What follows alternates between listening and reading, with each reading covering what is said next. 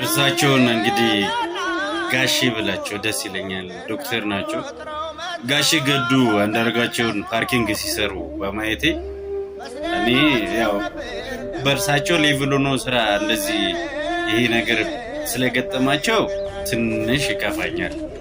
ግን እጅግ በጣም ደስ ያለኝ በምን መሰላችሁ?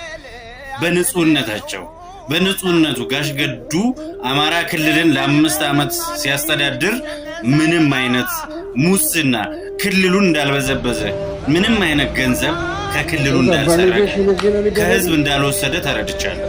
በዚህም እጅግ በጣም ኩራት ይሰማኛል። እጅግ በጣም ደስ ነው ያለኝ። ስራ ነው የሰሩት። አንዳንዶች ልትሳለቁባቸው የሞከራችሁ አሉ። በቃ የመንግስት ደሞዝ ይታወቃል። እጅግ በጣም ዝቅተኛ መሆኑ ይታወቃል።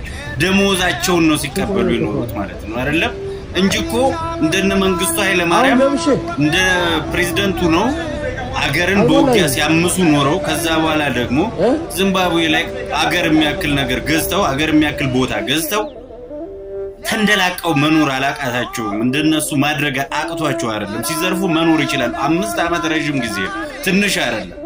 ያንን ዘመን ሲያስተዳድሩ መዝረፍ ይችላሉ። አማራ ክልል ሙልጭ አድርገው ባዶን ማስቀረት የሚችሉበት ብዙ ኦፖርቹኒቲዎችም ነበሯቸው። ብዙ ኦፖርቹኒቲዎችን ያንን ማድረግ የሚችሉበት ነገር ግን ያንን አልመረጡትም። ከህሊናቸው ንጹህ ህሊና ንጹህ ላባቸውን ብቻ ነው ይዘው የወጡት። እኒ ትልቅ ሰው ምን ልበላቸው? በመድኃኒዓለም ምን ቃል አለ እርሳቸውን ለማመስገን ታዲያ?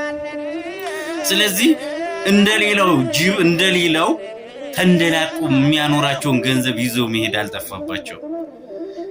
ፕሬዝዳንት መንግስቱ ኃይለ ማርያም ሲወጡ እንደሰማነው ከሆነ የራሳቸው ባለስልጣን የነበሩ ሰዎች ሲናገሩ ከሀገር ሲኮበልሉ $500 ሚሊዮን በዛ ሰዓት ይዘው ወጡ። ከዛ በፊትም ሲያሸሹ የነበሩት ወንድማቸውን ይሁን ምናምኖች አጎታቸውን ይሁን አመቻችተው ዚምባብዌ ላይ ነገሮች እንዲያመቻች ሲያደርጉ ነው የኖሩት። ስለዚህ እንደዛ ማድረግ አልጠፋባቸው። ሌሎችም ብዙ ባለስልጣናት ኢትዮጵያን ዘርፎ አገር ዘርፎ ከሀገር ሸሽተው ተንደላቀው ይኖራሉ። እንደዛ ማድረግ አልጠፋባቸው እና እዚህ መስፍን እኮ ከሀገራችን እኮ ካሉ ባለሀብቶች 3ኛ ወይም 4ኛ ቢሊዮነር ናቸው። እንደነሱ መሆን እኮ አልጠፋባቸው። ስለዚህ ልናመሰግናቸው ነው የሚገባው። ደግሞ ዝም ልትሉ አይገባም። እርሳቸውን የሆነ ነገር ማድረግ አቅቷቸው ነው እዛስ ያላችሁ ማህበረሰቦች እጅግ በጣም ታሳዝናላችሁ። ይህንን ከማሟሟቅ ይልቅ ለእርሳቸው የሆነ ነገር ማድረግ እኮ በጣም ቀላል፣ ለእናንተ አይከብድም። ስለዚህ ዝም ብላችሁ ብቻ ወሬውን ከማሟሟቅ የሆነ ነገር ብታደርጉ። ጋሼ ገዱን ግን አባታችንን ግን